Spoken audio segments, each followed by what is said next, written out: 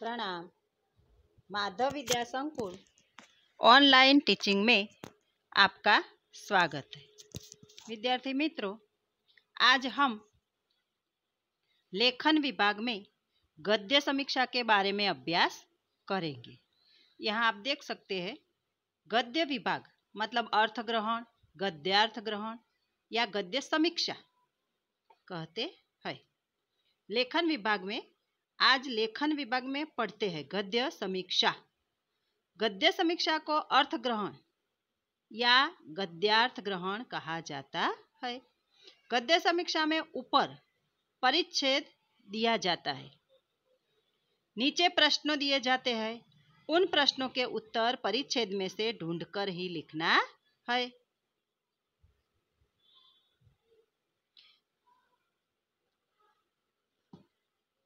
यहाँ आप देख सकते हैं, हिंदी के प्रश्न पत्र में आपको लगभग 8-10 पंक्तियों का एक अपठित या पाठ्येतर परिच्छेद दिया जाता है और उसके नीचे दिए गए प्रश्नों के उत्तर परिच्छेद के आधार पर अपने शब्दों में लिखने के लिए कहा जाता है। यहाँ 2 शब्द दिए हैं, अपठित या पाठ्येतर। अपठित किसे कहते हैं? तो जो अपने पुस्तक में पढ़ा ही नहीं है, ऐसा परिच्छेद। पाठ्येतर तो अपने पाठ में नहीं है, पुस्तक में नहीं है, पाठ में नहीं है, दूसरा है, ऐसा परिच्छेद वह। अर्थ ग्रहण करने से पहले ध्यान में रखने के लिए योग्य बातें। कुल 5 प्रश्न पूछे जाते हैं नीचे, प्रत्येक के लिए 1 अंक होता है। यहाँ ध्यान में रखने के लिए कुछ बातें हैं, लिखा है, परिच्छेद को अच्छी तरह पढ़ ले और समझ ले। परिच्छेद पढ़कर सबसे पहले पूरा परिच्छेद पढ़ना है। परिच्छेद में कौन सा विचार दिया गया है, ये बात हमें समझनी है। दूसरा पॉइंट है, प्रश्नों के उत्तर अपनी भाषा में लिखे। परिच्छेद की पंक्तियां ज्यों की त्यों न लिखे, मतलब प्रश्नों के उत्तर अपनी भाषा में लिखना है। परिच्छेद की पंक्तियों लिखते समय मौलिक रूप से उत्तर आपको देना है। तीसरा प्रश्न है, प्रश्नों के उत्तर पूरे परिच्छेद में कहीं भी हो सकते हैं, मतलब प्रश्नों के उत्तर परिच्छेद में कहीं भी हो सकता है, ऊपर भी होता है, नीचे भी होता है, बीच में भी होता है। प्रथम प्रश्न का उत्तर प्रथम वाक्य में नहीं होता, लास्ट वाक्य में भी होता है। लास्ट प्रश्न का उत्तर प्रथम वाक्य में भी होता है या बीच में भी होता है। कहीं भी परिच्छेद में उत्तर होता है, कहीं भी प्रश्न के उत्तर कहीं भी मिलते हैं, परिच्छेद में से ही हमें ढूंढना है। आगे है, परिच्छेद में आए हुए अलंकारों, मुहावरों, कहावतों आदि का भाव सरल, सीधी और स्पष्ट भाषा में लिखने चाहिए। अपनी ओर से उदाहरण या दृष्टांत नहीं देना है। उत्तर में अपनी ओर से कहीं भी कुछ भी नहीं करना है, कहना है। मतलब उत्तर लिखते समय हम उत्तर को आकर्षक बनाने के लिए अपना विचार नहीं लिखना है। परिच्छेद में जो विषय वस्तु है उसको पकड़ कर ही उत्तर लिखना है, मतलब परिच्छेद में से ही लिखना है। 5वां पॉइंट है, प्रश्न में जितना अपेक्षित हो उतना ही लिखना चाहिए, मतलब बार बार पुनरावर्तित शब्द नहीं होना चाहिए। जितने शब्दों में आवश्यकता है उतना ही उत्तर लिखना है। मतलब 1 वाक्य का उत्तर है तो हमें 2-3 वाक्य नहीं लिखना, 2 वाक्य का उत्तर है तो हमें 1 शब्द में नहीं लिखना। जैसी आवश्यकता उतने शब्दों का प्रयोग करना चाहिए। आगे 6ठा पॉइंट है, मुख्य विचार समझकर उसके अनुरूप शीर्षक देना चाहिए। शीर्षक छोटा लेकिन आकर्षक होना चाहिए। उत्तर में वर्तनी, विराम चिन्हों आदि की ओर ध्यान देना चाहिए। यहाँ कहा है, शीर्षक 2-3 पंक्ति में नहीं लेकिन 1 या 2 शब्दों में ही लिखना है। शीर्षक हमेशा छोटा होना चाहिए। उचित वर्तनी मतलब जोड़नी, पर ध्यान रखकर, जरूरी बातें ध्यान में रखकर लिखना है। यह सब किस प्रकार होगा? हम परिच्छेद को 2-3 बार पढ़ेंगे तब योग्य शीर्षक लिख सकेंगे। परीक्षा में गद्य समीक्षा किस प्रकार लिख जाती है?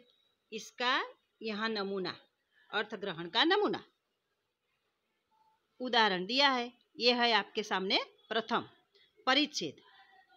प्रथम परिच्छेद है, बाद में प्रश्न है। परिच्छेद में से 5 प्रश्न पूछे जाते हैं, प्रत्येक का 1 अंक होता है। बाद में उसका उत्तर है। तो हम परिच्छेद पढ़ेंगे। यहाँ परिच्छेद दिया है, आप देख सकते हैं। मनुष्य तो मनुष्य ही है, पशु पक्षी भी।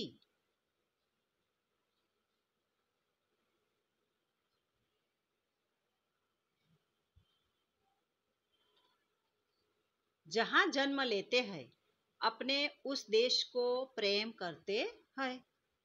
मतलब मनुष्य ही नहीं, पशु पक्षी भी अपने जन्मभूमि को प्रेम करते हैं।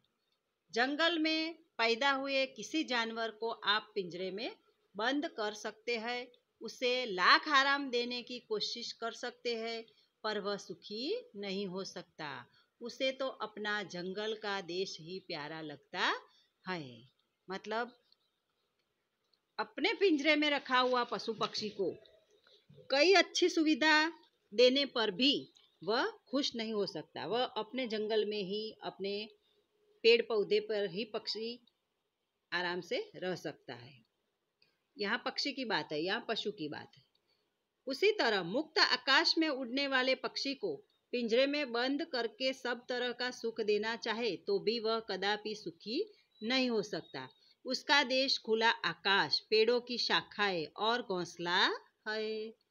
वहाँ वह धूप, वर्षा और ठंड के कष्ट सहकर भी सुखी रह सकता है।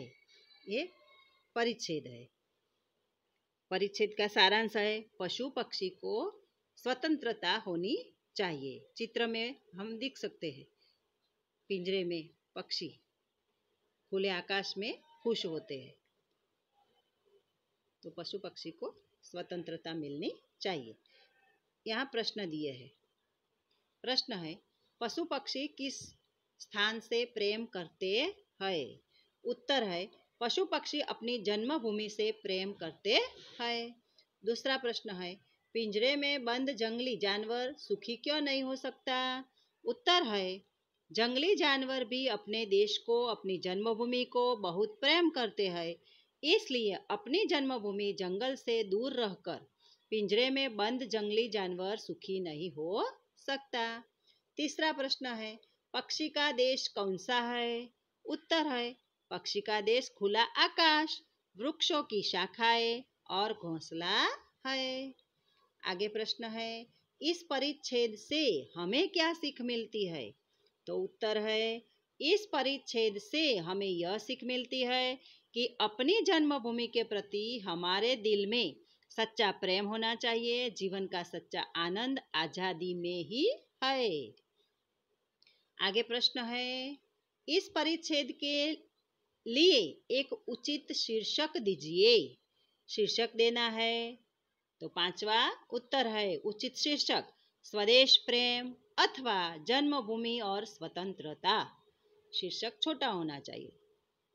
तो इस प्रकार हमें प्रश्नों के उत्तर परिच्छेद में से ढूंढकर ही लिखना है।